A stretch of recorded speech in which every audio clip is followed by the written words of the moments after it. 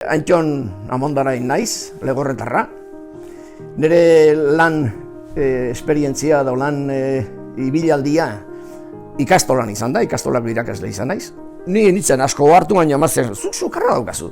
Sukarra nik, da, seitxu, termometroa prezidan, eta bai, sukarra nuen. Orduan, prestatu eta asuntzeunea joan ginen, ez da. Eta han, urgentzitako eremuan, egin zizkidaten frogak, plaka, beste analizia eta egiten diran ohiko froga guztiak, da esan zidaten, baietz, ingresatu. Esan honi, ingresatu, bain. Eta 15 egun egin dituenan. Osea, hobeto ez dago persona bat tratatzerik. Hainbesteraino, ze jendeari esan izan du diot, nik enuen behin bakarrik ere timbre ura jo beharrik izan.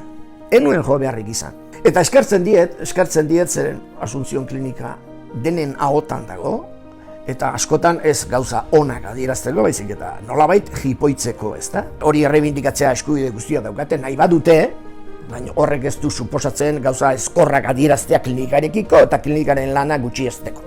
Baina hori gertatzen da, hori gertatuta, hori guztia buruan hartuta, hala ere gaixoekin daukaten tratua, xapo, zoragarria da.